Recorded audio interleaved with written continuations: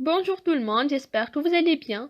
Bon, aujourd'hui, j'ai décidé de partager avec vous un peu d'informations à propos du système de la faculté pour vous donner des informations, surtout pour les gens en première année, car j'étais aussi en première année, ça fait 2 ans, et je ne savais pas d'informations, j'ai trouvé personne pour me donner des informations, alors j'ai décidé de partager avec vous. Donc, pour les examens, vous aurez des examens finaux et des examens de TP, mais ça dépend de chaque module. Alors, je vais commencer par les TP. Pour les TP, ils font 25% de la note finale. Pour certains modules, vous aurez des exemples de TP. Pour d'autres modules, c'est seulement les comptes rendus qui seront comptés avec un pourcentage de 25%. Par exemple, pour les TP suivants, vous aurez des exemples. Le TP de physique, de chimie et de géologie. Tous ces TP auront des exemples finaux. Pour les TP de chimie, en plus de l'examen final, les comptes rendus sont comptés. Donc, vous allez réaliser des comptes rendus que vous allez préparer chez vous à l'avance et que vous allez, durant la séance de TP, vous allez noter les valeurs obtenues et vous allez le rendre à votre prof. Ces comptes rendus restent chez les profs. Par contre, au TP de physique, vous allez faire des comptes rendus. Ces comptes rendus seront corrigés par votre prof et il va vous les rendre ensuite. Donc, ça dépend des profs. Pour moi, durant ma première année, ces comptes rendus ne sont pas comptés. Seuls les comptes rendus qui sont comptés, c'est les comptes rendus de chimie. Et finalement, pour le module de géologie, il a un examen aussi.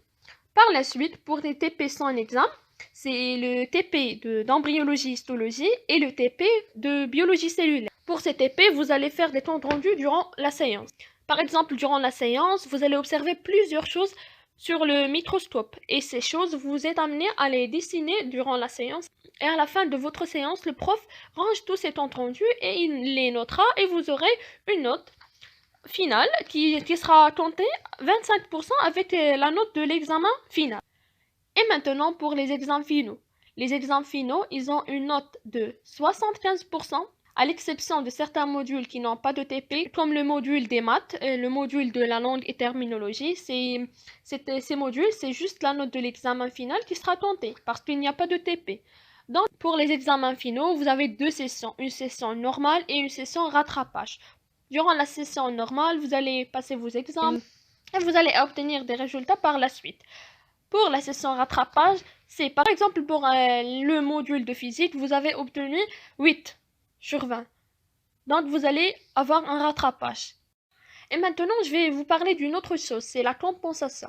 La compensation, vous pouvez compenser un module. Par exemple, vous avez des notes supérieures dans les 5 modules ou dans les 6 modules et un module n'est pas validé.